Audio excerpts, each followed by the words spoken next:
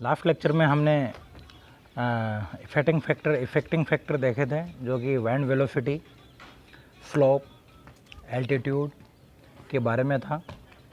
आज हम उसके इकोलॉजी जो फर्स्ट यूनिट है उसका आगे वाला पोर्शन लेंगे, जो कि एक बहुत ही इंपॉर्टेंट फैक्टर है और कई वेरियस एग्जाम्स में वो कई रूपों में पूछा जाता है। वो है adipic factors.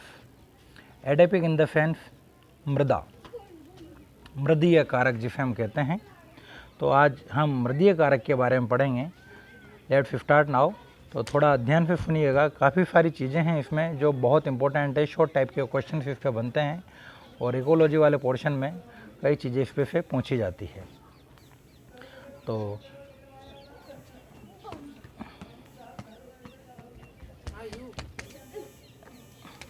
Adipic factors, adipic factor हम यहाँ पर कहें, हिंदी में अगर हम कहें उसे, तो वो है मृदीय कारक। मृदीय कारक जब बात आती है तो बात शुरू होती है मृदा के निर्माण से। We all know about that soil is a very important factor और very affecting factor for plants. पादपों की वृद्धि एवं प्रकीर्णन, जनन आदि में मृदा का एक बहुत ही इंपॉर्टेंट रोल प्ले होता है। या हम कहें कि without soil plants can not grow. अर्थात हम कहें कि जल के अलावा जो विभिन्न खनिज लवण होते हैं, उन खनिज लवणों की पूर्ति पादपों को मृदा द्वारा ही होती है। अब जहन में बात आती है कि मृदा फॉर्मेशन कैसे होता है। तो first of all we have to known about that formation of soil is also known as pedogenesis. Both are confusing word. First one is pedagogy and second one is pedology. तो pedagogy in the sense of students, in the sense of child's study, और अगर हम यहाँ पर बात करें pedology, तो pedology शब्द आता है आपका मृदा का निर्माण और मृदा के गठन से संबंधित। तो चट्टानों के अपक्षय एवं अपघटन के कारण विभिन्न संस्तरों का निर्माण होता है और विभिन्न संस्तर मिलकर के इनमें जैविक व अजैविक अवशेष मिलकर के मृदा का निर्माण। अगर हम इसके बेसिकली देखें तो हम जानते हैं कि जहाँ से नदियों की शुरुआत होती है वहाँ पर बहुत बड़े बड़े चट्टानों के खंड होते हैं। वो चट्टानों के खंड धीरे धीरे आगे बढ़ते हुए फाइन ग्रेवल के रूप में कन्वर्ट हो जाते हैं, जिसे आप बजरी के रूप में जानते हो। तो यहाँ पर बड़ी बड़ी चट्टानों के टुकड़े जल के कारण दाब, ताप और विभिन्न वातावरणीय कारकों द्वारा छोटे छोटे पार्टिकल्स में कन्वर्ट हो जाते हैं और उन पार्टिकल्स के से फाइनली बनती है मृदा। ओके, तो मृदा के निर्माण की क्रिया को हम यहाँ पर कहते हैं पेडोलॉजी, और इसके अध्ययन को हम कहते हैं निर्माण की क्रिया पेडोजेनेसिस, और अध्ययन को पेडोलॉजी कहा जाता है। तो निर्माण की क्रिया पेडोजेनेसिस और अध्ययन को कहा जाता है पेडोलॉजी। तो यहाँ पर हम देखें, मृदा के निर्माण में विभिन्न भौतिक एवं जैविक कारकों का सहयोग होता है। यहाँ पर यदि हम बायोटा की बात करें तो biota in the sense different type of bacteria, algae, fungus and fauna like nematodes, like earthworms, etc. Beside these, some specific type of chemicals we also known as organic and inorganic chemicals. Then we study about types of soil. So what is types of soil? हम सभी जानते हैं, we also known that there is two type of soils present in nature. अगर हम भौतिक रूप से इसका करें तो दो प्रकार की होती हैं। सरल शब्दों में समझना चाहें तो आप इसे समझिएगा, वो मृदा जिसका निर्माण स्थल और उपयोग स्थल एक ही हो, जबकि दूसरी तरह की मृदा जो आप जानते हो कि विभिन्न माध्यमों के द्वारा एक स्थान से दूसरे स्थान तक पहुंचाई जाती है। अगर आपको मालूम हो, जब तेज़ हवा चलती है तो हवा के द्वारा मृदा एक स्थान से दूसरे स्थान पर पहुंचा दी जाती है। जल के द्वारा अभी रिसेंटली आपने देखा कि कल परसों जो है जयपुर में जो भारी बारिश हुई है, तो वर्षा के कारण वहाँ पर रोड पे जो है मिट्टी का जमाव हो गया है, कई गाड़ियाँ जो हैं उसमें मिट्टी में दब चुकी हैं, तो वो भी क्या है, मृदा जो कि जल के द्वारा लाई गई है। तो यहाँ पर इसके आधार पर हम दो प्रकार की सॉइल्स का अध्ययन करेंगे, in which first one is अपशिष्ट मृदा या अवशिष्ट मृदा, we are also known as residual soil. अर्थात जो भी मैंने आपको समझाया, origin of centre and use, उपयोग, यानी कि जहाँ मृदा का निर्माण स्थल एवं उपयोग स्थल दोनों समान हो, तो इस प्रकार की मृदा को हम यहाँ पर क्या कहेंगे, रेजिडुअल सॉइल या अवशिष्ट मृदा। ये इस प्रकार की मृदा मुख्यतः चट्टानों के अपशेष से निर्मित होती है। जब चट्टानें डिग्रेडेड होती हैं तो डिग्रेडेड होने के बाद विभिन्न फंस्तरों का निर्माण होता जाता है और वहाँ पर वो मृदा स्थित रहती है। तो जो दबी हुई फॉर्म में जो रहती है उसे हम यहाँ पर कहते हैं। और विभिन्न सॉइल होरिजन जो पाए जाते हैं वो इसी रूप में पाए जाते हैं, it is also known as residual. It means B, C, D types की जो सॉइल हैं, जो फंस्तर हैं, जो होरिजन है, जो सॉइल प्रोफाइल है, वो आपका किसके अंतर्गत आएगा, अवशिष्ट मृदा के अंतर्गत। नेक्स्ट यदि हम यहाँ पर देखें तो second one and most important, कई बार बेटा ये क्वेश्चन आया है आरपीएफ के फर्स्ट ग्रेड के जो क्वेश्चन पेपर्स हैं उनमें ये कई बार क्वेश्चन आया है कि जो जल के द्वारा लाई गई मृदा है उसे क्या कहते हैं, वायु के द्वारा लाई गई मृदा को क्या कहते हैं, ग्लेशियर के द्वारा लाई गई मृदा को क्या कहते हैं। तो यहाँ पर एक बहुत ही इंपॉर्टेंट है लाई गई मृदा, अर्थात हम यहाँ पर कह सकते हैं those type of soils which are transferable by various mechanism is known as transferable soils या ट्रांसफॉर्मेबल सॉइल। तो इस प्रकार की मृदा में आप देखिएगा इसका ओरिजिन ऑफ सॉइल्स यानी जहाँ पर उसका उद्भव स्थल है वो अलग है, जबकि विभिन्न माध्यमों द्वारा उसे दूसरे स्थान पर ले जाया गया है। तो इसकी वजह से हम इसे क्या कहते हैं, स्थानांतरणीय मृदा या वाहित मृदा।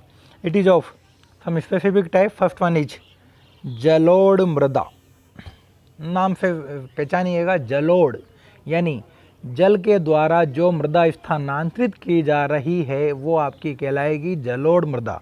It is also known as alluvial soil. Okay, next one,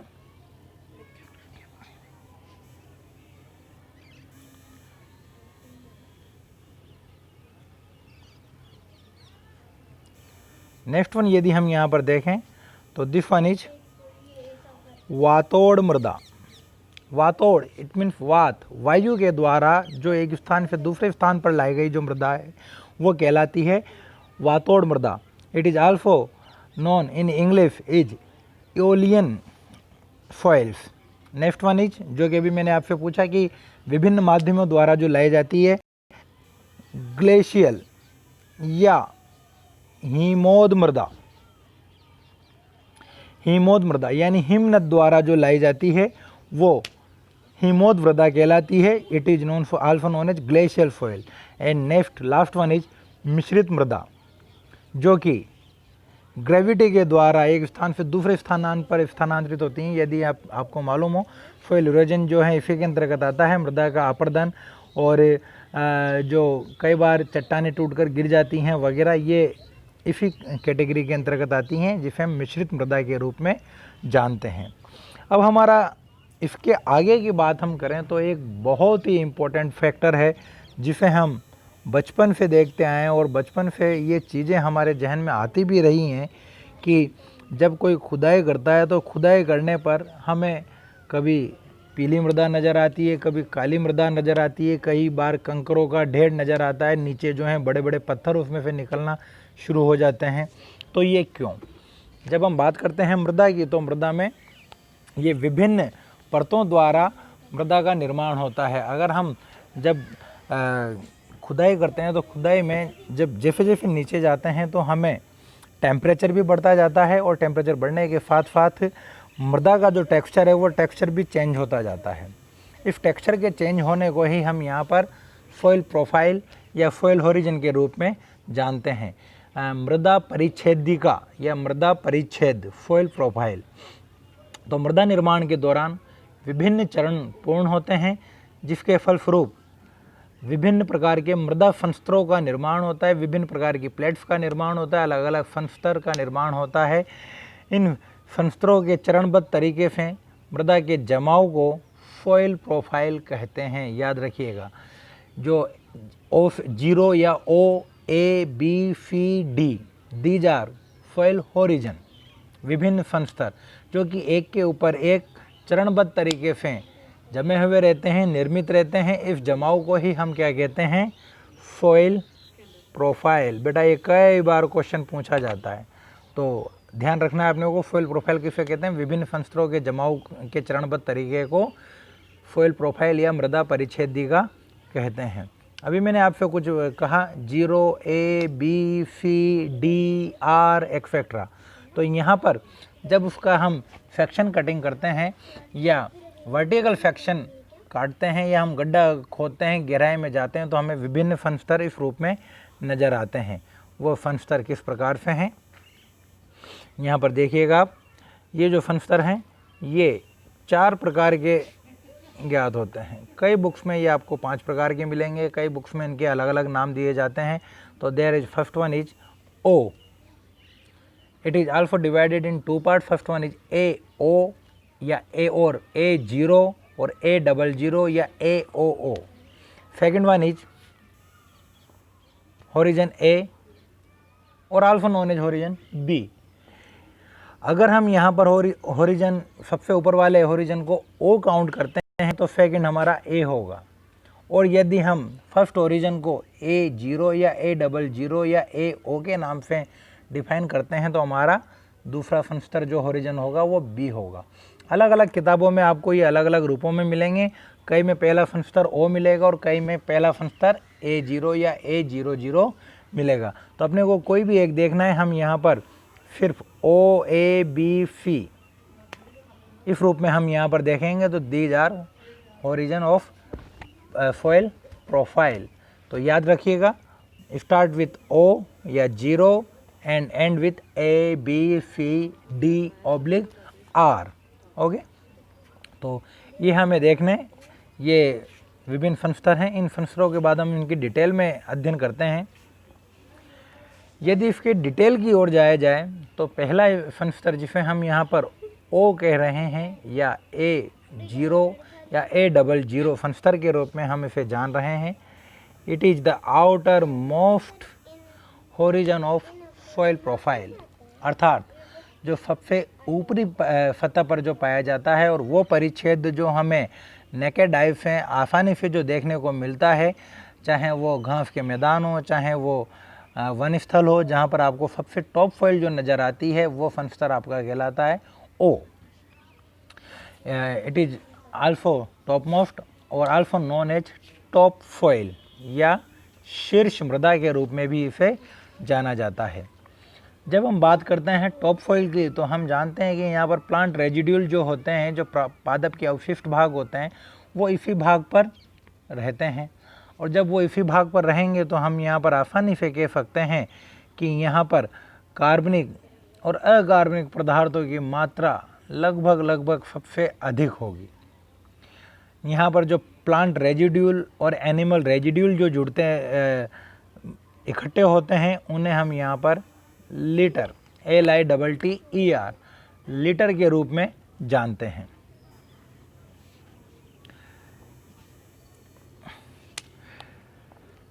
यहाँ देखिएगा, ये होरिजन जो है थोड़ा हल्का स्पंजी होता है और गहरे रंग का सा हो सकता है, तो इसे हम यहाँ पर O होरिजन यहाँ पर कहते हैं। नेक्स्ट जो आपका आता है, हमें ये थोड़ा समझना पड़ेगा कि जो प्लांट रेजिड्यूल पार्ट हैं, वो रेजिड्यूल पार्ट ह्यूमिफिकेशन की क्रिया के फलस्वरूप धीरे धीरे ह्यूमस का निर्माण करते हैं। और ये ह्यूमस जब निर्मित होते हैं तो निर्मित होने के बाद इनकी एक प्रोसेस है जिसे हम लीचिंग कहते हैं। लीचिंग, वीदरिंग, ये कुछ शब्द आपको सुनने को मिलेंगे। तो लीचिंग प्रोसेस यानी कि जब इनका अपघटन होता है तो अपघटन के पश्चात जो जलनुमा जो या तरलनुमा जो पदार्थ बनते हैं वो वहाँ से रिफ करके नीचे वाले फनस्तर तक पहुँच जाते हैं। तो जब इनका निर्माण होता है और ये किस सन स्तर पे पहुंचेंगे, यहाँ पे बी होरिजन पर, यानी सेकेंड। तो हम यहाँ पर कह सकते हैं कि ये सी सन स्तर से ऊपर जबकि ए सन स्तर के नीचे स्थित होता है, अर्थात सॉइल प्रोफाइल में जो मध्य में ओ और बी के मध्य जो सन स्तर उपस्थित होता है जी, उसे हम क्या कहते हैं, बी होरिजन। यहाँ पर एक बहुत इंपॉर्टेंट है, यहाँ कौन सी क्रिया होती है, निक्षालन, जो कि अभी मैंने बताया लीचिंग प्रोसेस होती है। For we also known as horizon of eluviation या संपोहन, इसे हम क्या कहते हैं, संपोहन क्षेत्र के नाम से भी जानते हैं, क्योंकि ये टॉप सॉइल के नीचे स्थित होता है, इस वजह से हम इसे क्या कहते हैं, सब सॉइल। टॉप के नीचे सब सॉइल।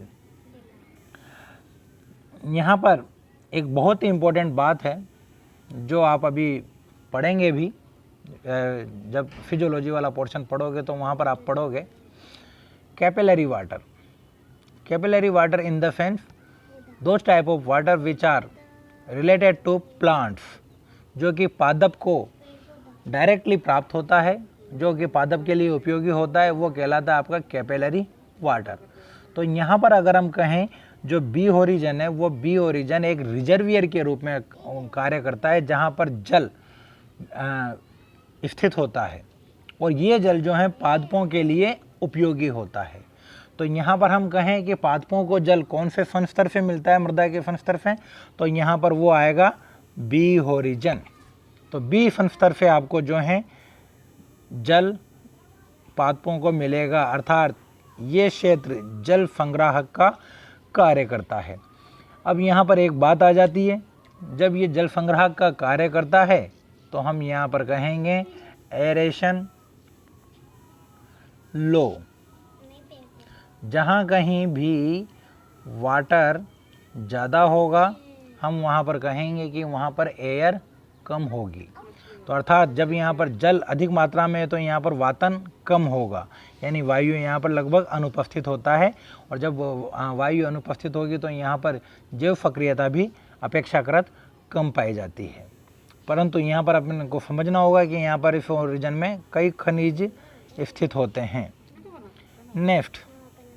नेक्स्ट जो होरिजन है वो है सी होरिजन। अब आप देखिएगा, हमने कहा बी सन स्तर के नीचे वाला ओरिजन सी ओरिजन कहलाएगा। हम कह चुके हैं कि विभिन्न खनिज लवण वहाँ उपस्थित होते हैं, तो यहाँ पर खनिज लवण की मात्रा भी कम होगी। खनिज लवण की मात्रा कम है, जल जो पादपों के लिए उपयोगी है वो बी होरिजन में है, तो यहाँ पर जल की मात्रा भी अपेक्षाकृत पादपों के लिए उपयोगी जल की मात्रा यहाँ पर उपस्थित नहीं होगी। जब ये नहीं होगी तो हम कह सकते हैं जब यहाँ पर जल नहीं है, वायु की उपस्थिति कम है, तो इस कंडीशन में हम यहाँ पर कहेंगे कि जैविक सक्रियता यहाँ पर बिल्कुल कम होती है, जो कि यहाँ पर डिफाइन किया हुआ है, जैविक सक्रियता यहाँ पर बिल्कुल कम होती है।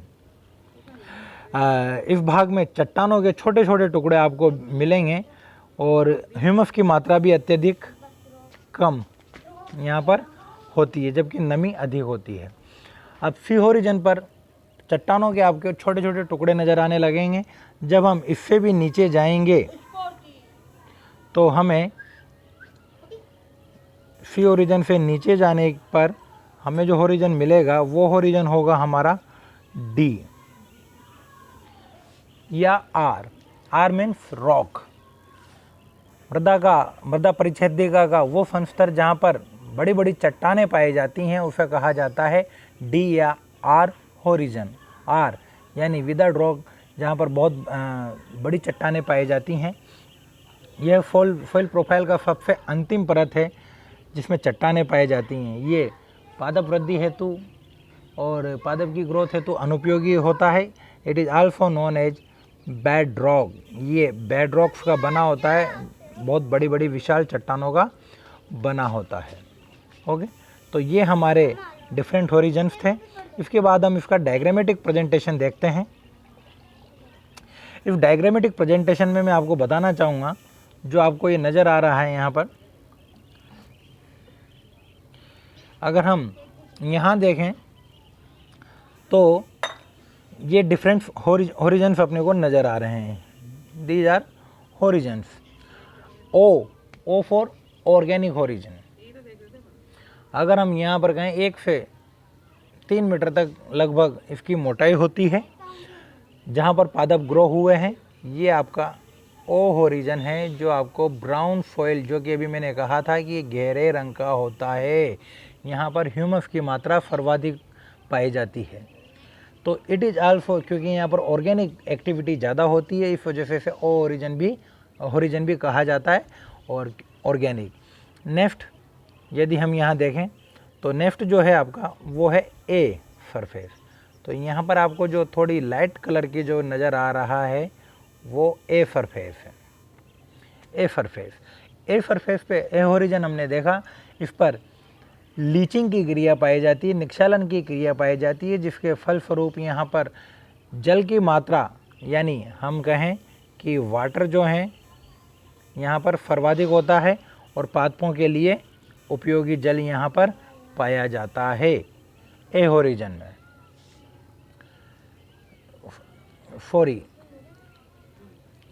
ए होरिजन में ही यहाँ पर पाया जाता है।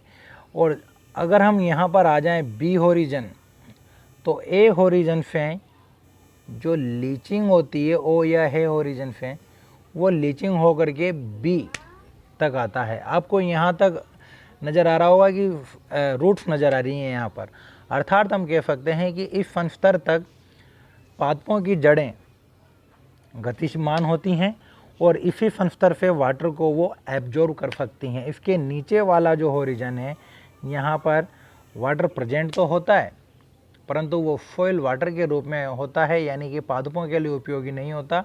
वो जल होता है जिसे हम नलकूप, कुएं, बावड़ियों के रूप में जानते हैं। ओके, तो सी सबस्ट्रेटम ये निचला स्तर है, जहाँ पर आप देख रहे हैं कि छोटे छोटे पत्थर के टुकड़े यहाँ पर पाए जा रहे हैं, जबकि आर या डी जो होरिजन है, इस डी ओरिजिन पे आपको यहाँ पर चट्टानें पाई जा रही हैं, बेड रॉक्स के रूप में यहाँ पर ये पाई जा रही हैं। तो होपफुली आप ये डायग्राम समझ में आया होगा। इसके बाद हम यहाँ पर देखते हैं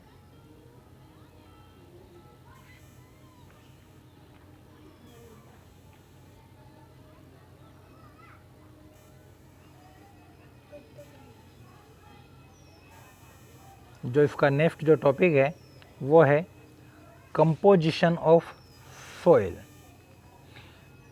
इसे हम नेक्स्ट लेक्चर में देखेंगे।